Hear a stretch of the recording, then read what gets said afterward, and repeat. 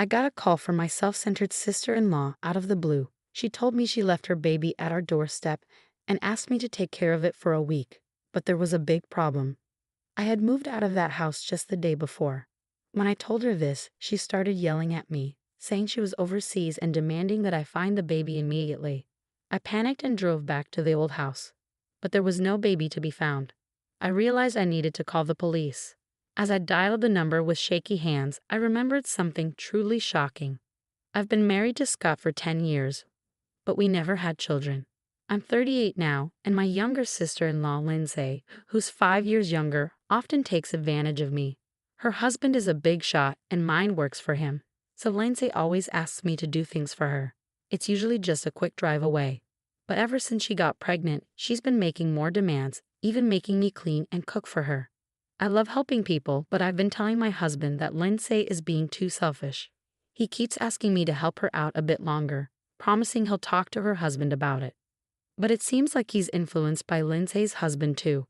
So reluctantly, I keep going to Lindsay's whenever she calls. Oh, my stomach feels so heavy. Michelle, can you grab the TV remote for me? Huh? What? Even though she was only 3.5 months pregnant, her belly looked bigger than expected. But she was naturally a bit plump, so I didn't say anything. Maybe it'd be good for your health to move around a bit, I suggested. Don't tell me what to do when you've never been pregnant, she snapped back. Taking care of this baby is important for our future. What's wrong with that? She lounged on the couch, keeping her arrogant attitude, which started getting on my nerves. But when I questioned if you could know the baby's gender at 3.5 months, she got angry. You're so old-fashioned. Nowadays, you can find out the gender early, Lindsay insisted, and I didn't feel like arguing, so I just listened to her complaints. You're just jealous because you can't have a baby. It's not good for the baby's development. If anything happens, it's your fault. She started using the unborn baby to threaten me, making it hard to be around her.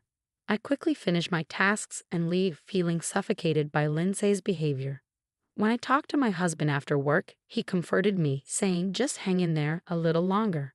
But despite his words, I still felt uneasy. It was hard to keep feeling this way. I started making excuses whenever Lindsay called, avoiding her requests. But then she complained to my husband, saying I was being mean to her, which left me feeling lost. Even when I said I was busy, she ignored it and kept calling. Eventually, I had to pick up, and she screamed at me, threatening my brother's job at the company, reminding me that her husband was the president. My husband, always gentle and trying to avoid trouble, urged me to go to Lindsay's place. Time went by, and Lindsay gave birth to a boy a month early. The baby weighed over 140, which seemed big for a premature birth. But not knowing much about pregnancy, I accepted it. Lindsay named him Chris, and after she left the hospital, she called me to take care of him, saying it would be good practice for when I had my home. Despite my annoyance with Lindsay, I visited her every time she called, thinking she must be struggling after giving birth. Plus, Chris was just too cute. Chris, you're such a good boy. Grow up healthy. Changing diapers and bathing him didn't feel like a chore when I saw his face. But after 3 months, Lindsay started leaving Chris at my house more often. What's going on? You're all dressed up, I asked. I have a dinner with people from my husband's work. You take care of Chris while I'm out, she said, as she regained her strength. I realized how busy the wife of a president could be, and I took care of the baby diligently. But Lindsay started leaving Chris with me more often. Thanks for today. Isn't this too much? Are you just accompanying your husband? My husband is handling an important deal, and I'm helping out. You should too, Lindsay said, forcing Chris onto me and rushing out. I couldn't help but wonder if she was really helping with that flimsy dress she was wearing. Despite my doubts, I couldn't ignore the baby, so I took care of him as usual. But that day was different.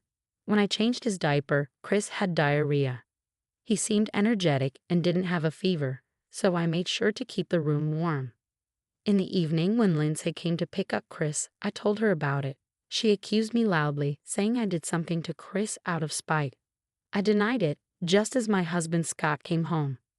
What's all this noise in the entryway, Scott? I trusted your wife with Chris, and now he has diarrhea, Lindsay said, her usually harsh tone turning meek as she started crying. I understand your concern, but Michelle doesn't have much experience with babies. It might have just been a bit cold today. I'll apologize on her behalf, so please forgive her. My husband defended me. I felt puzzled why I had to apologize when I hadn't done anything wrong. I saw Lindsay and Chris off, feeling frustrated. While making dinner in a low mood, my husband suddenly got serious and took out an envelope from his bag. Michelle, we need to talk about something important. Dinner can wait. Please sit down, he said, spreading out documents on the table. The words he told me were shocking, something I never imagined. But seeing his determination, I nodded quietly. A week later, while I was unpacking boxes, Lindsay called. I left a bag at your entrance. Take care of him for a week. What? What are you talking about? Don't play dumb. It's my baby, of course. You've already brought him inside, haven't you? After hearing the whole story, it turned out that since I wasn't home, she had put Chris in a bag and hung it on the doorknob. Hearing this, I panicked. Wait a minute. We moved out yesterday. We're not going back to that house. Please go and pick up Chris right away. But Lindsay didn't believe me, saying, What? Lying again. When I insisted it was true, she suddenly panicked. It turns out she left Chris 5 hours ago. Plus, I was shocked to learn she was currently on an overseas trip. Despite it being spring, it was still chilly outside. Go pick up Chris now. Hurry up. More worried about the baby than angry at Lindsay, I immediately drove off. An hour later, I arrived at our old house and checked the entrance, but there was no sign of Chris. I checked the garden thoroughly and asked the neighbors, but no one saw anything, I said, feeling frustrated. I thought no crying or injuries either. What's happening? Feeling hopeless without any clues, I was about to call the police when my phone rang. What? What did you say? The call was so shocking that I couldn't even speak. After hanging up, I was so stunned that I just wandered around until Lindsay called. He was in the eco bag at the entrance, right? He's not there. I can't find him anywhere. This is bad. If we don't find Chris, my husband might divorce me. It'll be your fault if we don't find him, Lindsay said, her voice trembling with panic over the phone. Since there was nothing else to do, I told her I would report to the police and ask for help, but she adamantly refused. Doing that will make it a big deal, and my husband will find out. Chris' safety is more important than your reputation. Chris is just a tool to extract money from my husband, Lindsay said, revealing her selfishness, unconcerned about me. I could hear Lindsay talking with someone else. Later she said, This trip is ruined. I couldn't get a flight today, but I'm coming back tomorrow. Don't tell my husband anything. If you find Chris, contact me immediately. I'll do what I can. After I agreed, Lindsay hung up. The next day at the airport, Lindsay arrived with a man, looking displeased. Michelle, what are you doing here? Did you find Chris? I came to tell you something important. Chris has gone somewhere you can't reach. It's too late, Lindsay said, panicking as I looked sad. You're lying. What am I supposed to tell my husband, you useless thing? Find a baby that looks like him right now. How can you say that? Are you even a mother? Lindsay suggested finding a baby of the same age to deceive her husband. Overwhelmed with anger and sadness, tears started to flow. But I wiped them away and met her gaze firmly. Instead of looking for a similar child, talk to this person, I said, as a woman hiding behind me, her face covered by a deep hood, revealed herself. Both Lindsay and the man with her started trembling. Yes, this woman was the wife of Lindsay's affair partner. The man was too shocked to move as his wife confronted him, yelling, You scum, I'll knock some sense into you. He pleaded pathetically, Please forgive me. But his wife was unforgiving, telling him bite down hard, and then slapped him repeatedly. The force was so strong that passersby stopped to watch. After leaving the man collapse and clutching his cheek, she turned to face Lindsay. Lindsay quickly begged and started talking fast. Listen, don't get it wrong. We're not in that kind of relationship. What? Hey, Michelle, stop recording with your smartphone. Lindsay snapped, seeing me recording the scene. But I remained calm. Then how do you explain this? I pulled out an envelope containing emails between Lindsay and her affair partner, along with cozy photos of them from social media. Lindsay tried to grab them from me, glaring menacingly. Snooping like that is despicable. How did you find his wife's contact information? I actually met his wife by chance, I said. When I saw Lindsay's affair partner on social media, his face seemed familiar. After thinking, I realized he was the husband of the woman who works at my regular hair salon. He too was a hairstylist, but unlike his successful wife, who owned several shops and was skilled, he was known for not working and just playing around. He was a typical husband living off his wife's success. When I told his wife about Lindsay's affair trip, she said, "I've reached my limit. I'm joining in." She came with me, and I was honestly surprised at how terrifying she could be when angry, considering she's usually gentle and kind. The Playboy hairstylist couldn't stand up to his wife and kept begging, "Please don't divorce me." Watching her steadfast refusal, I felt determined. Plus, I started to wonder if Chris was born from the affair. "What? Don't make things up without proof," Lindsay said. "But he was born a month early and weighed over 140 grams. That's definitely too big. Have you been fudging the weeks?" I pulled out another envelope and showed her the documents inside. One was a maternal and child health handbook. Another proved that Lindsay's husband wasn't Chris' biological father. "You played dirty, but tearing this up won't erase what happened." Lindsay snatched the DNA test results from my hand and tore them up, looking pleased. But that wasn't going to let her off the hook. "You better talk directly to the person who gave me these documents," I said, showing Lindsay my smartphone. Her eyes widened, and she looked like she was about to scream. No wonder, the screen showed Lindsay's husband. I wasn't recording. I was on a video call with Lindsay's husband. "Lindsay, you lied about going to your parents' house and deceived me," he said. Lindsay stammered, not making much sense in response. Standing in front of her, I began to speak slowly, listen carefully. "I'm going to explain everything step by step." A week ago, her husband, suspecting something, had requested a DNA test between himself and Chris. He also lied about going on a business trip for a week to monitor her actions. Lindsay, unaware of this, immediately contacted her lover by email and booked an overseas trip in a rush. She didn't even think to erase her browsing history on the day of the trip.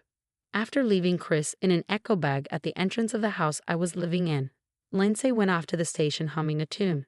Your husband followed her and took care of Chris. If he had been left at the entrance for over 5 hours, who knows what could have happened. What? So Chris is alive? Lindsay's husband exclaimed. Yes, he's with me now. The call I was about to make to the police when I couldn't find Chris was from Lindsay's husband. Surprised but eager to understand the situation fully, I immediately went to his house. Chris was full of energy, playing with a rattle. While hearing about the past events, I remembered that despite being born a month early, he weighed over 140 ounces. At the time, I reluctantly accepted it, but I indeed thought it was strange. With Lindsay's husband's permission, I searched through Lindsay's belongings and found her maternal and child health handbook. Looking at its contents, I discovered that Lindsay had falsified the baby's weeks. Why did Lindsay do such a thing? Looking back at the actual timing of her pregnancy, it was exactly when her husband was away on a long business trip for about 2 months. Therefore, it was impossible for him to be the father of the baby. Realizing that she was pregnant with her lover's child, Lindsay thought she could deceive everyone by fudging the birth month, especially since the baby turned out to be unexpectedly big. That's when I became suspicious.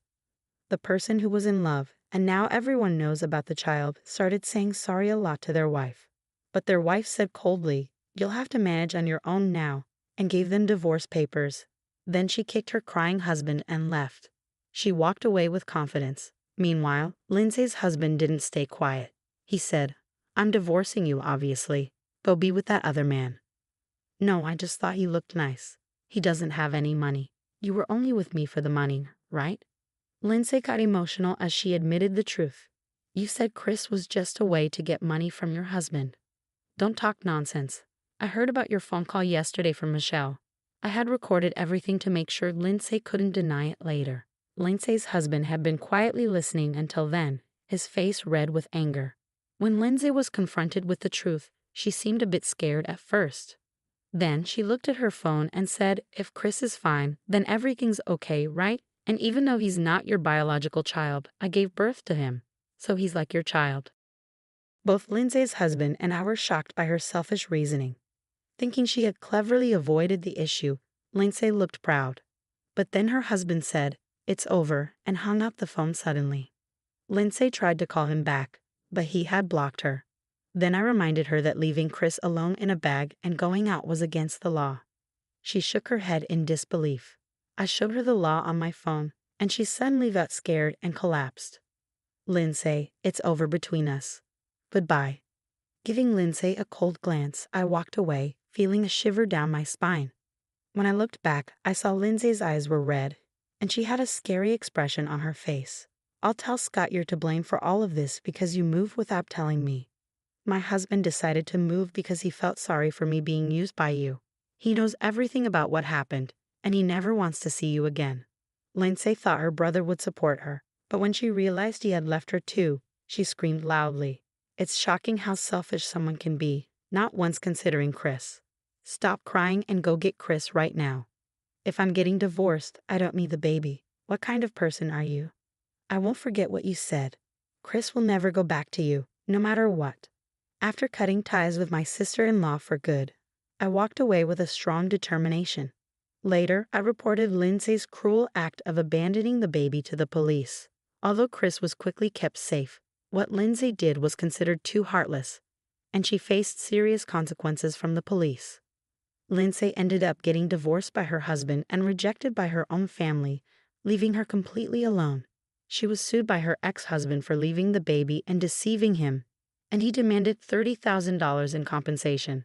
Lindsay and her lover had to borrow money to pay the settlement, and because they'd borrowed from a sketchy company, Lindsay had to work in a shady place to pay off the debt. My determination was to raise Chris as my own child. When I shared this with my husband, he happily agreed. Oh, and I almost forgot to mention, I'm also expecting a new baby. I'll take care of these children with love and make sure they